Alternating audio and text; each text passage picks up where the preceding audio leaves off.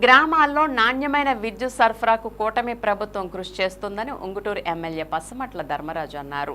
మంగళవారం భీమడోలు మండలం గుండుగొల్లు విద్యుత్ సబ్స్టేషన్ వద్ద లో వోల్టేజ్ పరిష్కారానికి నూతనంగా ఏర్పాటు చేసిన 5 MVA ట్రాన్స్ఫార్మర్ను ఎమ్మెల్యే ధర్మరాజు ఏలూరు డిఈ అంబేద్కర్తో కలిసి ప్రారంభించారు.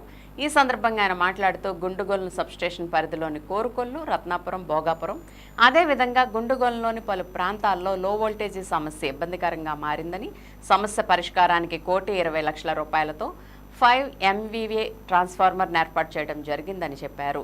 కూటమి ప్రభుత్వం అధికారంలోకి వచ్చిన సంవత్సర కాలంలో ఉంగుటూరు నియోజకవర్గంలో సుమారు 12 కోట్ల రూపాయలతో విద్యుత్ సబ్స్టేషన్లు, విద్యుత్ లైన్లు అదేవిధంగా పలు విద్యుత్ అభివృద్ధి కార్యక్రమాలు చేపట్టినట్లు ఎమ్మెల్యే పేర్కొన్నారు.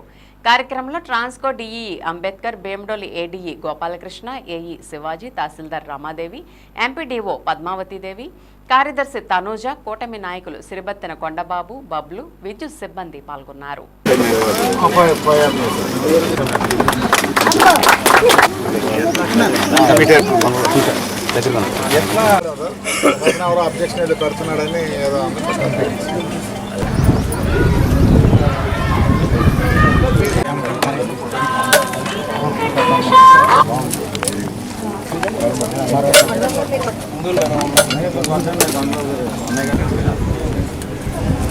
Sir okay sir.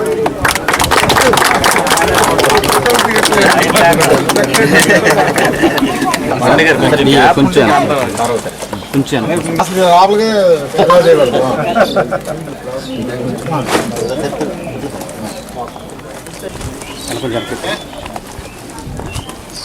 సార్ ఒకసారి కెమెరా సార్ డీ గారు. Okay sir, thank you.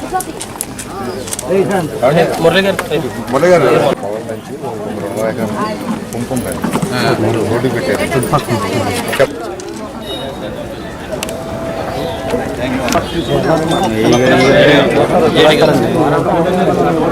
Bhimadolu మండలం గుండుగొల్ల గ్రామంలో 1,20 లక్షలతో సబ్స్టేషన్లో PTR2ని ఏర్పాటు చేయడం, ఇక్కడ దాన్ని ప్రారంభించడం కూడా ఈరోజు జరిగింది.